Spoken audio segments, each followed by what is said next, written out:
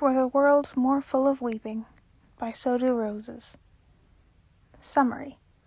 The forest raises Roman as much as his grandmother does, maybe even more.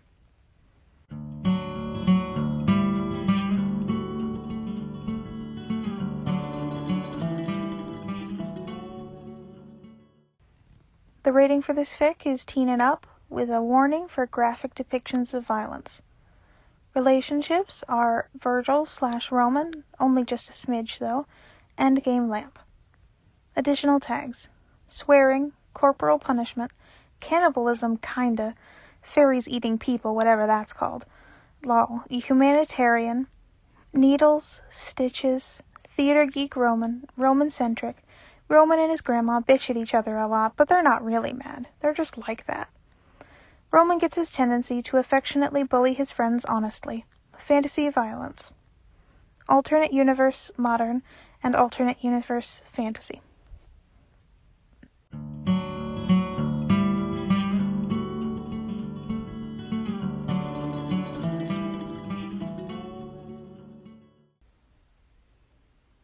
"Mama, the demons killed another snake," said Roman, watching the chickens out of the living room window. "Roman Joshua Gage, how many times do I have to tell you not to insult my chickens?" "But they're evil, Mama!" May Gage, Roman's grandmother, came wheeling around the corner, swinging her oven mitt like a weapon and catching Roman about the shoulders with it. "Stop your caterwauling, go feed the chickens, and then get back in here and start your reading. You're gonna finish meditations today if I have to tie you to the table." Roman let out the most theatrical groan he had in his repertoire. The sack of chicken feed wasn't quite big enough for Roman to drag it anymore. When he'd turned 11, he'd shot up in height, but now, even with his arms hanging free, the bag didn't touch the ground. He considered slouching enough to make it drag anyway, but he figured if it tore and he spilled it, Mama would just make him get another and feed the stupid chickens anyway, and she'd be mad about him wasting it. He started walking around the house, trying to figure out which direction it had decided to face today, and therefore which way the stupid chicken coop was. Of course, it was on the side opposite the way he started, because the house was contrary like that.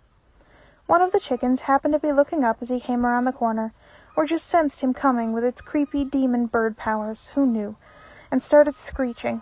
Once one of them went, it set the rest of them off, and they all crowded around the gate, making a racket.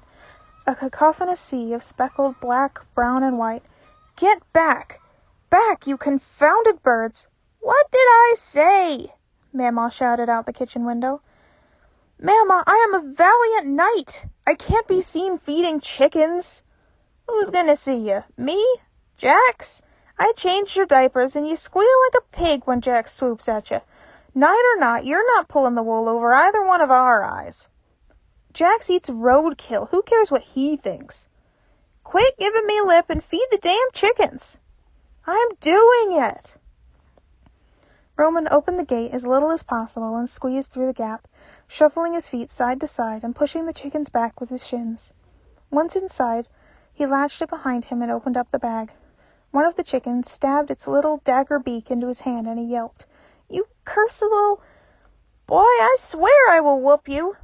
"But she pecked me, Mama. I'm bleeding. I've been injured in the line of duty.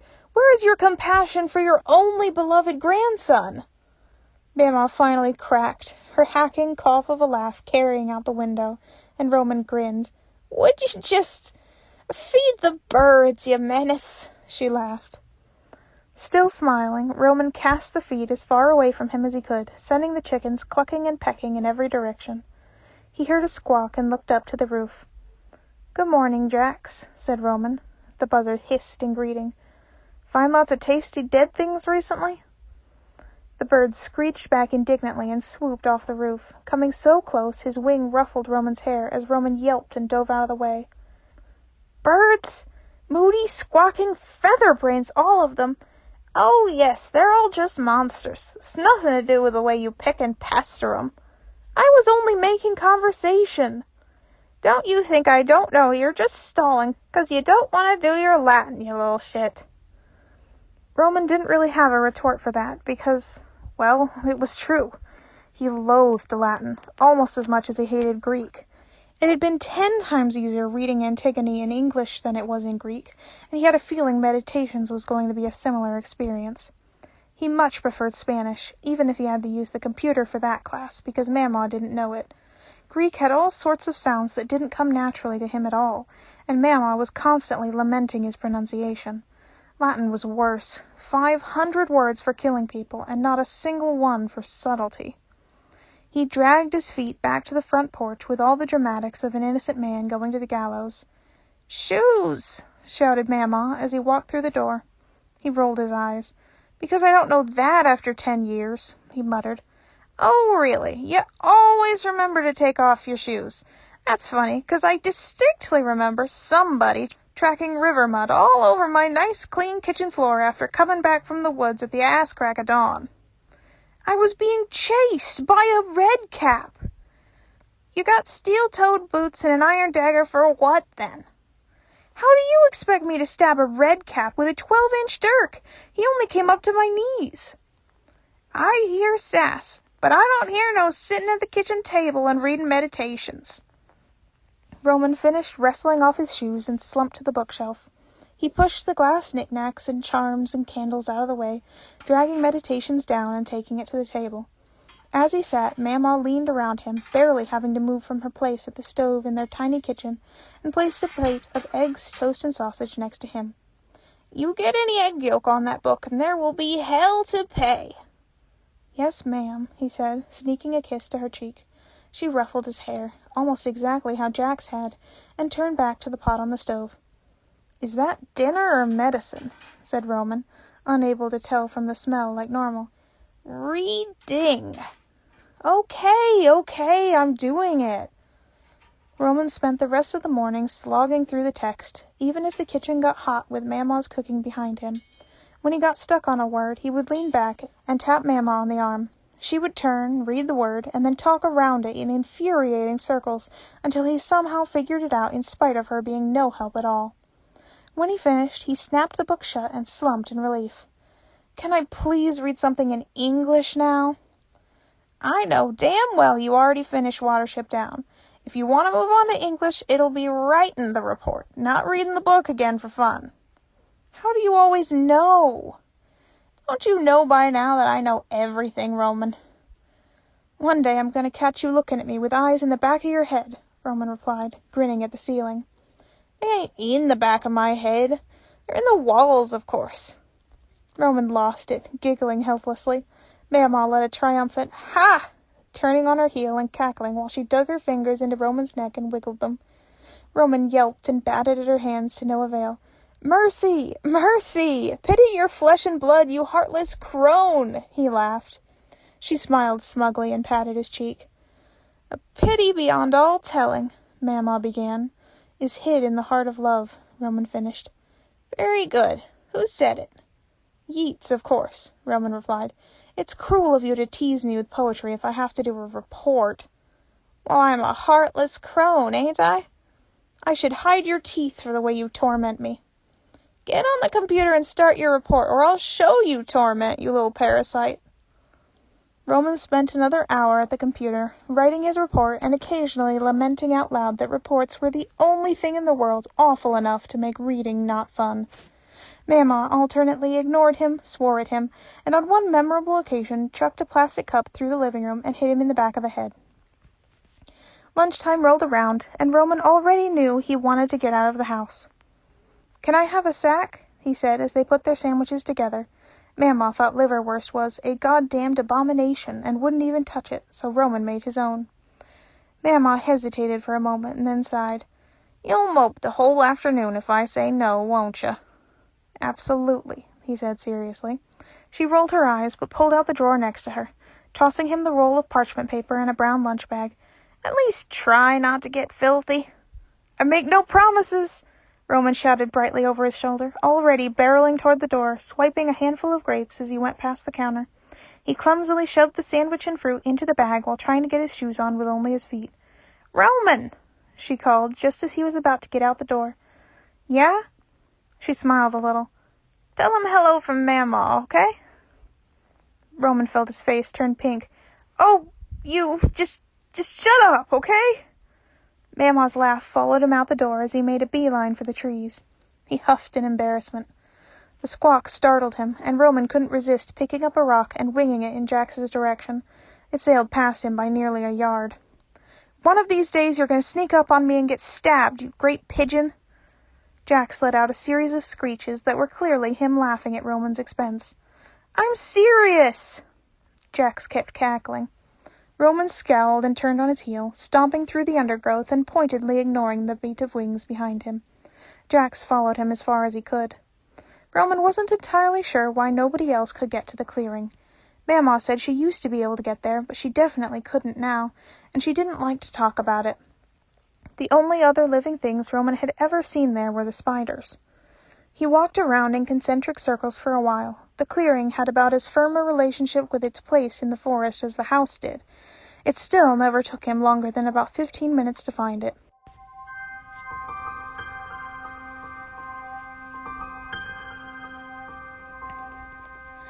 The light seemed to materialize out of nothing when he took another turn, and Roman broke into an excited sprint. He broke through the tree line with a shout. "Rise and shine, Sleeping Beauty!" Silence, as usual. "Yeah, I wasn't really expecting that one to work." Roman walked at a more sedate pace up to the shining casket, plopped down near the head where he could see the pale face of the fairy prince through the clear crystal. "Mamaw says hi," he began, shooing some of the iridescent spiders away from the fairy's face. "I know I tell you that every time, but she says it every time." He turned away and started pulling out his lunch. "I don't know how she always knows when I'm coming to see you. I don't know how she knows most things, though." He shrugged, in spite of the fact that the fairy's eyes were closed. And in spite of the fact that he hadn't moved a millimeter in the entire time Roman had been coming here. Roman had stumbled across the clearing when he was 9, which was also when he'd fallen in love. With his dark hair and sharp features, set like a jewel in the glittering crystal in the center of a clearing where the sun always shone perfectly down on him, the boy in the casket had been the most beautiful thing Roman had ever laid eyes on. He was older than Roman, or he looked it anyway. Who could tell with fairies? And he was a fairy, unmistakably. No human could look so perfect, like they were carved from marble. Roman chattered away, telling the fairy about finishing meditations and Watership Down, how much he hated doing reports, and acting out Mamaw's vicious liverwurst diatribe. He paused every so often, giving the fairy space to respond, and even though he never had, Roman still felt a little disappointed each time. He was so caught up in his reenactment of throwing the rock at Jax that he almost didn't hear the rustle behind him. Roman leapt to his feet and spun around, astonished. Nothing had ever gotten in the clearing besides the spiders. He'd never even seen other kinds of spiders, and he didn't even have his knife on him. But on the edge of the clearing was not a fae sneaking up on him. It was just a cat? The cat tilted its head. Roman stared at it. Her, his mind supplied, for who knows what reason, and for several long moments they both just stood there. Roman waited for it to morph into something, but it just kept sitting there, blinking at him with huge yellow eyes. Roman took a hesitant step forward. The cat mirrored him with a couple steps of its own. "Okay," said Roman. He approached the cat slowly, and she seemed perfectly happy to match pace with him and meet him halfway. When he held out his hand, he half expected to pull it back with missing fingers, but she just gave him a cursory sniff and then shoved her head into his hand, imperiously demanding to be petted. Roman's heart melted. "Oh, you're not a monster at all, are you? You're just a sweet kitty. Such a pretty girl." She started winding her way around his ankles, and Roman felt like he could hear her thinking, "Yes, I am. Pay attention to me, peasant." Now that she was closer, Roman could see that she really was a very pretty cat, with dark tortoiseshell coloring and very sleek fur. She was not quite full grown. She still had that stretched-out kitten look of an adolescent cat. Roman leaned down to pet her again, and she bypassed his hand entirely and leapt into his arms. Roman made a noise that would have been mortifying if Mamaw or Jax had been nearby, cooing sweetly at the cat as it rubbed its face all over his neck. When she finally seemed satisfied with the amount of snuggling she'd received, she hopped down from his arms and meandered over to the casket. She braced her paws on the shining gold base and lifted her head over the lip, looking through the crystal into the fairy boy's face. "Say hello, cat," said Roman, standing over her. She chattered into the casket like she could understand his request, and Roman barked a laugh. He noticed the shadows had shifted their angles, tilted the other way now. He sighed. "I have to go," he said to the fairy. "I'll try to come back soon, okay? Maybe the cat can keep you company." And that was the crux of it. Roman came here because he was in love, but he stayed because he knew what it was like to be lonely. And if only Roman could come here, then that meant that only Roman could be this boy's friend. Roman rested his head on the glass for a moment, then grabbed his lunch sack and headed home. Back at home, the rest of the day went on as it always did. As the sun started to sink in the sky, bathing the whole forest golden orange, the air grew tense and prickly. Roman wondered if she was going to say anything about it tonight. He changed into his hunting clothes, sturdy jeans and steel-toed boots, a jean jacket and a white shirt. He arranged his red sash over his chest, the iron dagger hanging from his belt. When he came down from his room, Mama was sitting in her huge green chair by the fireplace, knitting something fiercely. She looked like she'd swallowed a lemon. "I'm going hunting," he said, even though he knew she already knew. "What?" she said curtly. "Crybaby, by the bridge." Her mouth twisted. "I'll have the stitches ready," she said flatly. "Have you no faith in me?" He tried with a hesitant grin. She said nothing. Her silence was more cutting than anything she could have said. As Roman trudged through the forest, so different from earlier, with Mama's silent condemnation following him rather than her laughter chasing him out the door, he made no effort to be quiet. As he approached the river, he adjusted his sash so that the dirk was under his jacket, and whistled brightly. He started fishing around in the river mud for skipping stones. He spent maybe 20 minutes at that, until the sun was past the horizon and the sky had turned the fading gray of twilight. When he'd made a suitable pile, he made himself at home on a stepping stone on the bank and started skipping rocks like he hadn't a care in the world.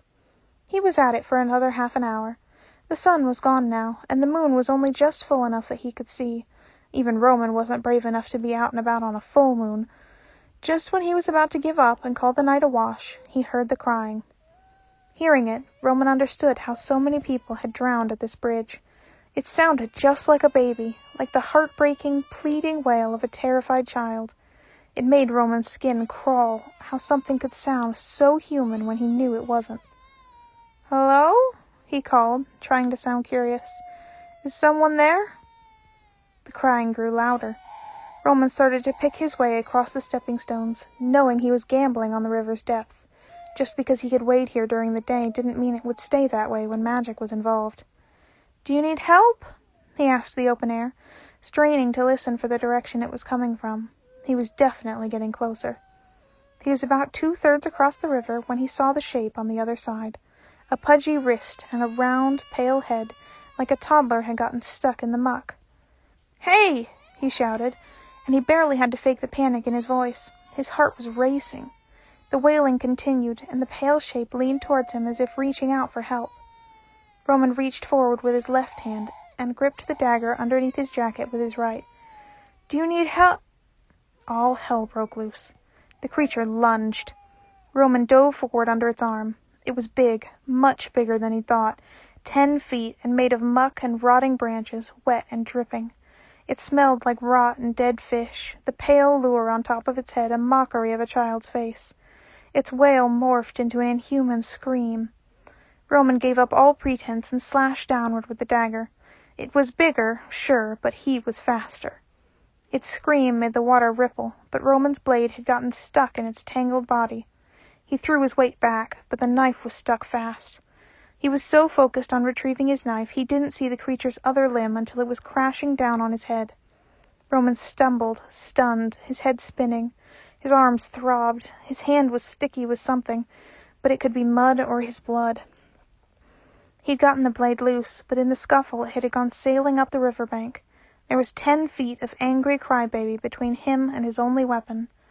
He may, possibly, have bitten off more than he could chew. Suddenly, a second scream joined the first, and Roman panicked. He couldn't possibly fight 2 of them. But the scream sounded different, and Roman only had a moment to wonder what the hell was happening before a black shape leapt from the upper bank and launched into the crybaby's face. Roman stared in stunned silence, mouth gaping. It was the cat. She was doing a pretty good job, too. The crybaby's face was a river of something black and shiny like tar. It might have been its tears or its blood, but Roman was hoping it wasn't going to be around long enough to tell him. Taking advantage of the distraction, he skidded through the reeds and wrenched the dagger out of the mud. Then, while the creature was still turned away, Roman leapt onto its back and stabbed it through the neck. The sound of sizzling flesh joined the creature's screaming, which turned garbled and choking. The black tar blood sprayed out from the wound, and Roman got some of it on his face. He gagged, losing his grip. He slid to the ground, taking his blade with him, and the creature's neck squelched as it came free. It gave one more garbled sound, stumbled, and fell face down in the muck. Roman put his hands on his knees, breathing heavy. He blew his hair out of his face and looked down at the monster. It hadn't shrunk, but its death had diminished it. It was no longer frightening, just mildly disgusting. The cat was gone. Roman was shaking, and when he opened his mouth to take a deeper breath, a wild laugh came out. He felt giddy, high on the adrenaline of the fight. He spent a few minutes searching for the cat, but found no trace of it. It was like it had just evaporated.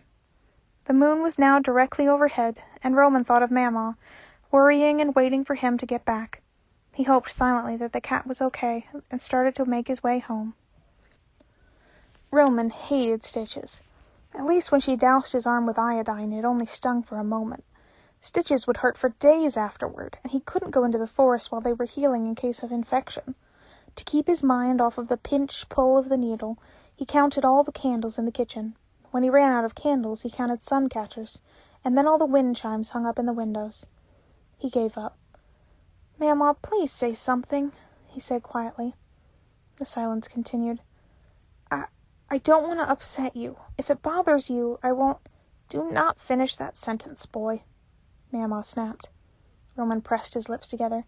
"We don't make promises we don't intend to keep in this house." "If you asked me not to—" "Which is exactly why I don't ask." She cut him off, snipping the thread with a tiny pair of scissors and tying off the end. Roman stared at his hands. "I don't understand," he said. "Why do you let me go if you hate it so much?" May stared at the wall as she washed her hands in the sink. She was quiet a long time, and Roman wondered if she'd gotten lost in thought or if she was just ignoring him. "It's in our nature to be greedy," she said. Roman tilted his head, puzzled. That was her quoting a poem voice, but he didn't recognize the words at all. "We covet and we hoard our favorite things," she continued. "Cannot help but keep them close to us. Too tight, and then we mourn their shattering." Roman thought for a long moment, but came up with nothing. "Who said it?" he asked. Mama's mouth twitched. "Your mother." His mother. A ghost. Less than even that. A ghost you could see or feel. A cold spot. A white fog. His mother was no more real to him than any of the names in his textbooks. Edgar Allan Poe, Emily Dixon, Abigail Gage. Sometimes, though he'd never admit it, he kind of forgot he had one. He'd always had Mama, and he never felt like he was missing out on anything. "Your mother had many opinions on the way our family have always done things," said Mama after another pause. "I do my best to do right by her memory, and do right by you now. If letting you pick a fight with every imp, gnome, and pixie that looks at you crossways keeps you occupied, then I'm not going to be the one to tell you to stop." It was more than he'd ever gotten out of her before, and Roman felt himself relax, if only a little bit. It wasn't a blessing, not even close, but it wasn't a condemnation either, and Roman could, on occasion, be grateful. She gave one last heavy sigh, cupped his face, and tapped it a bit. "Go to bed," she said. "We need sleep, you more than me." "I'm not the one yawning," Roman tried hesitantly. "And I ain't the one that fought a 4-yard crybaby with a goddamn kitchen knife, Roman Joshua Gage. Now get." "Yes, ma'am," he said, unable to keep the relief from his voice. But instead of moving toward his room, he wormed his way under her arm and held her as tight as he dared. She didn't push him off. She never did, but somehow it always terrified him she might, and squeezed him back just as tight. He took a deep breath, surrounded by her comforting smell of mint and smoke and old lady. He swallowed around the lump in his throat. "Love you big bunches," he said thickly. Mamaw chuckled and kissed the top of his head. I love you, Big Bunches, too. Bacon or eggs? Mamaw said, as Roman walked into the kitchen the next morning. I'll make the eggs, said Roman quickly, scrambling for the second cast-iron skillet. You great baby. Look, just because you've got leathery dinosaur skin that doesn't react to popping grease doesn't mean... Shut up! Mamaw snapped suddenly, and Roman's mouth snapped closed. Mortified, he thought he might be about to cry. She had never really told him to shut up, not like that. But then she tapped her ear. They both stood in silence, listening, and then Roman realized what she must have heard. It sounded like... crying?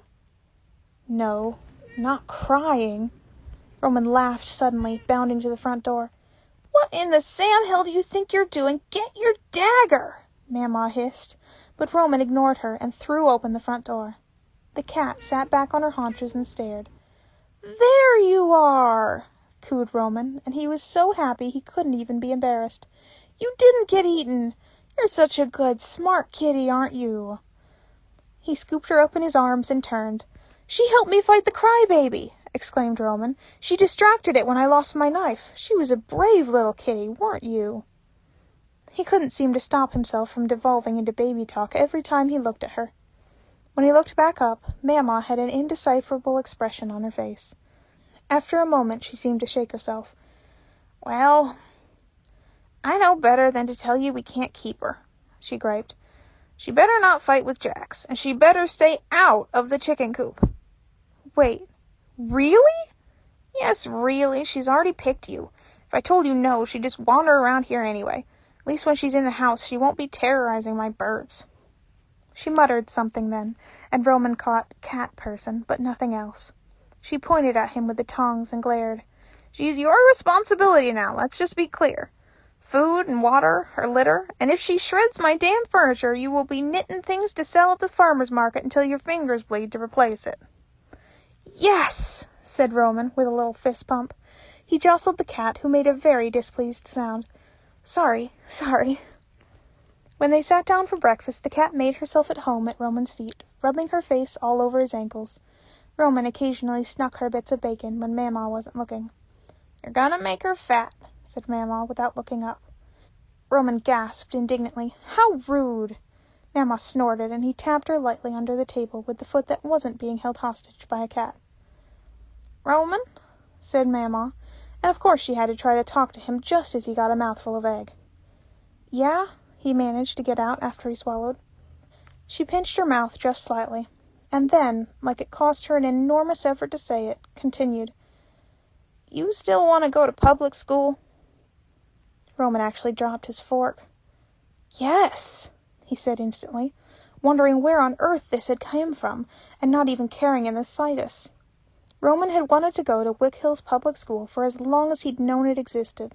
He had Mamaw, and, grudgingly, Jax and the chickens, and he hung out with a few kids at the farmer's market every Saturday.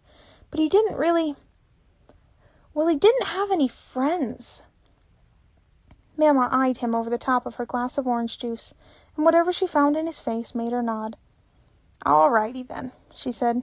You finish that report, and then you can take the test. I'll probably put you in 6th or 7th grade. You'll start in the fall. Roman couldn't even think of words, he was so ecstatic. He let out an inarticulate squeal and leapt out of his chair, to the chagrin of the cat. He darted around the table and threw his arms around Mamaw's neck, bouncing on the balls of his feet. Thank you, thank you, thank you! Do we get up from the table before we finish our food in this house? She demanded, but she patted his arms and gave him a little kiss on his face anyway. If he hadn't been so distracted by his own happiness, he might have noticed that Mamaw didn't look happy at all. In fact, she mostly just looked scared. The cat seemed perfectly content to curl up wherever Roman was, although she clearly had a preference for being on top of him. Later that evening he sat on the overstuffed brown couch and leafed through the huge, crumbling book of Shakespeare's plays. Beatrice? He tried. The cat didn't react. No? Okay, then. Not Margaret, that's an old lady's name. I don't need to be outnumbered. Ursula? The cat actually made a displeased noise that time. Too sea-witchy, I suppose. You must like Disney, too. What about Bianca? No reaction. Goodness, you're picky. The book's only so long, you know. I'm gonna run out of names at this rate. The next name made him pause. Not that one, he muttered, but it would bother him if he skipped it. Desdemona? Instantly the cat let out a purr that rumbled through his whole chest. Really? He said incredulously. 2/3 of the way through the book, and you settle on Desdemona? She just kept purring. Roman sighed. Well, if you must. I can't be calling you that all the time, though. It's a mouthful. How about Dizzy, for short? The cat continued to purr and rubbed her head underneath his chin. Okay. Dizzy. Dizzy the cat. Dizzy cat. Dizzy, clearly delighted, draped her whole body across his neck like a scarf. It tickled, and Roman laughed. Do you think they'll like me at school, Dizzy cat? She bumped his face, as if to say, Who cares? I like you. Roman grinned. Yeah, you're right. Good point. He closed his eyes. She didn't seem like she was going to move any time soon, so he might as well get comfortable. Good point indeed.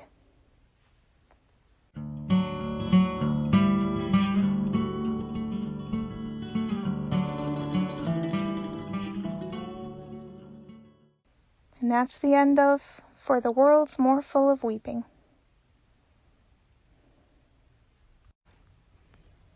Hello, this is Kyra.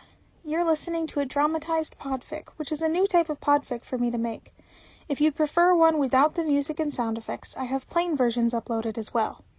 In the description of this video will be links to the original fic, the author's Tumblr, the reader's Tumblr, and the audio editor's Tumblr. If you've enjoyed listening, like and subscribe. If you particularly enjoyed and want to give back to the creators, I'll link ways you can show support. Thank you for listening, and I hope you'll enjoy the next podfic.